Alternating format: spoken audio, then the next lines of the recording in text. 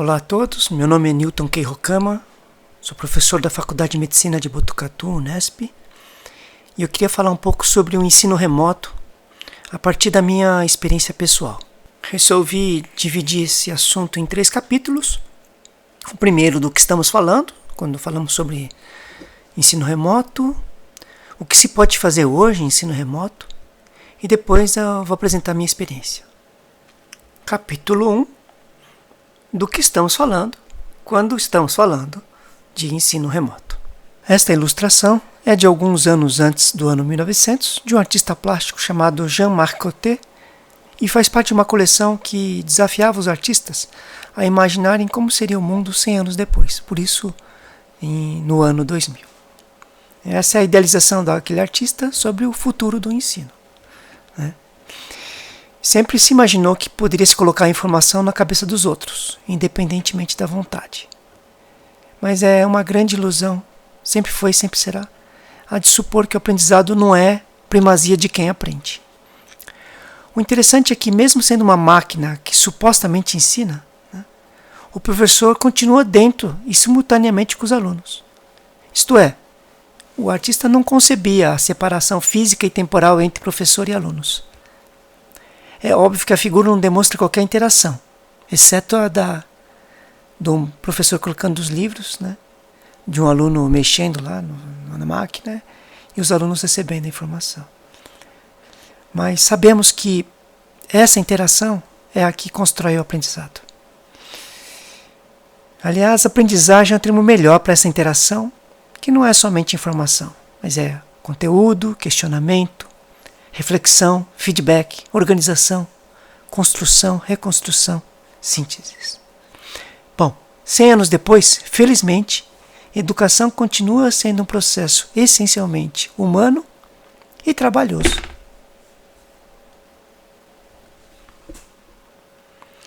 Para aqueles mais antiguinhos, é muito fácil lembrar da música The Wall, do Pink Floyd, que comparava a educação com uma fábrica de salsichas. Então, também, essa visão negra da educação também não se realizou. E, obviamente, isso não está garantido, mas está bem longe do que se profetizava na música. Mas hoje o ensino remoto, para alguns professores, é uma parede, é um desafio, né?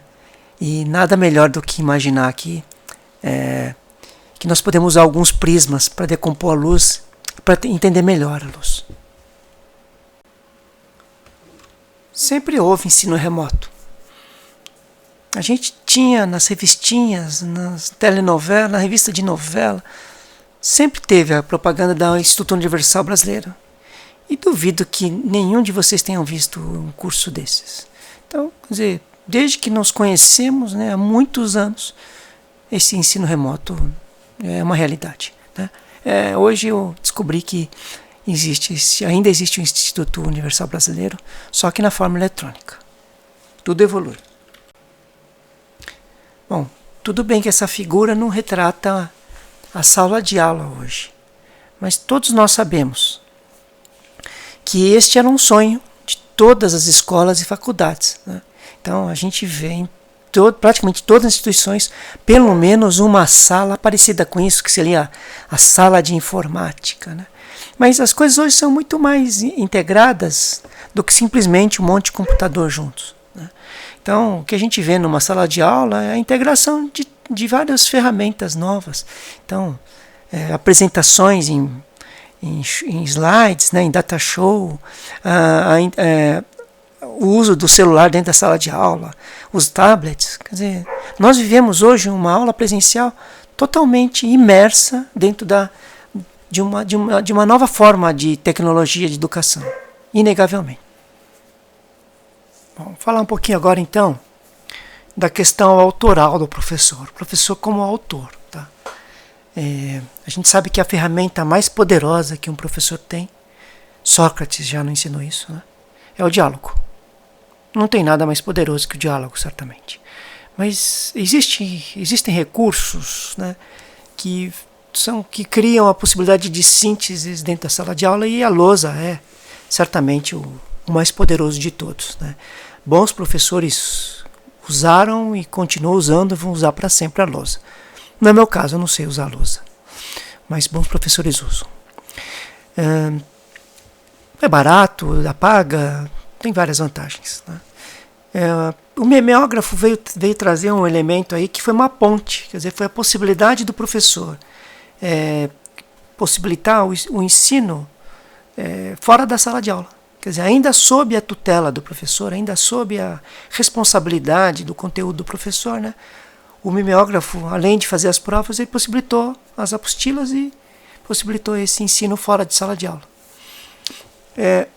Interessante que o retroprojetor, ele era um instrumento usado dentro da sala de aula. Raramente eu me lembro de algum professor que oferecia, compartilhava que permitia que a gente xerocasse as transparências, né?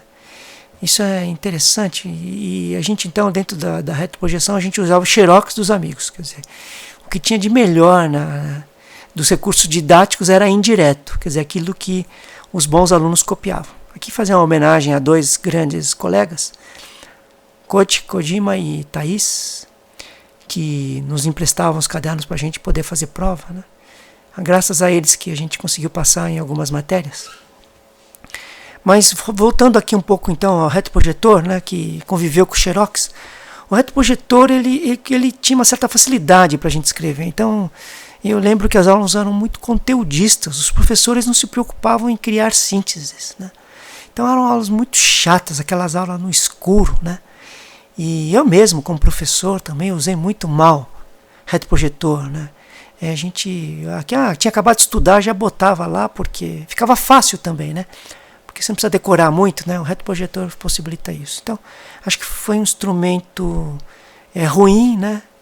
Não sei dizer. Talvez eu tenha essa experiência ruim, talvez eu não tenha sido bom professor com o retroprojetor, talvez tenha peso na consciência, mas considero o retroprojetor como um instrumento ruim. Tanto que, né, hoje nós temos aí Datashow. O Datashow veio trazer uma qualidade gráfica, né? Veio trazer uma facilidade, né, na produção de slides. Aliás, quero fazer um comentário anterior. Quer dizer, as nossas aulas eram basicamente de retroprojetores, mas tinha aqueles professores mais gabaritados que vinham com projeção de slides, né? Então, certamente eram professores que produziam esses slides para congressos e colocavam para dar aula para a gente, né? Então, vejam que o slide, né, a projeção de slides era muito mais cara, porque era fotografia e tinha que fazer em estúdio. Então, o slide era uma obra mais completa, né? Então, as aulas com slides, apesar de ser no escuro, né, geralmente eram aulas mais elaboradas, enquanto que as aulas em retroprojeção eram aulas muito conteudistas, tal, sem as sínteses necessárias, né? Eu acho que o Datashow ele permite de tudo isso, né? Ele permite grandes sínteses, mas permite integrar recursos auditivos, vídeos, figuras, quer dizer, ele abre a possibilidade, né? Não é conteudista nesse sentido, ele trabalha com imagens, então ele é muito mais poderoso que o retroprojetor, né?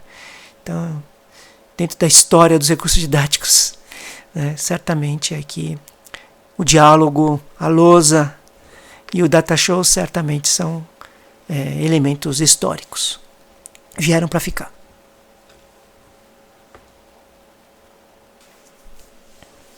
Então, o Datashow, na verdade, ele é uma retroprojeção melhor, até porque os professores comumente democratizam, quer dizer, eles passam esse material para o aluno, né?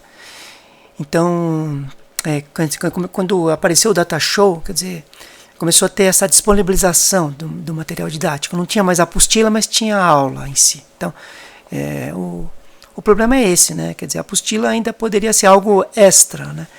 O Datashow, na verdade, coloca todo o conteúdo dentro da sala de aula. Bom, e a partir daí, então, quer dizer, desde... Aqui é uma história dos recursos de gravação, né? Desde os cartões, depois o disquete, depois o CD, o pendrive, né? E agora a nuvem, né? Então, essa disponibilização acontece por e-mail, por Facebook, Drive, Classroom, Moodle. Quer dizer, todos nós conhecemos essa ferramenta. Todas são ferramentas de ensino remoto, né?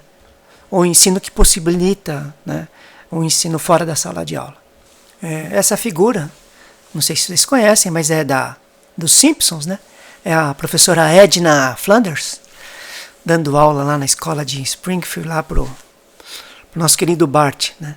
Então ela está fazendo conta na lousa, enquanto que os alunos estão fazendo tudo no celular, né? É um episódio que teve lá.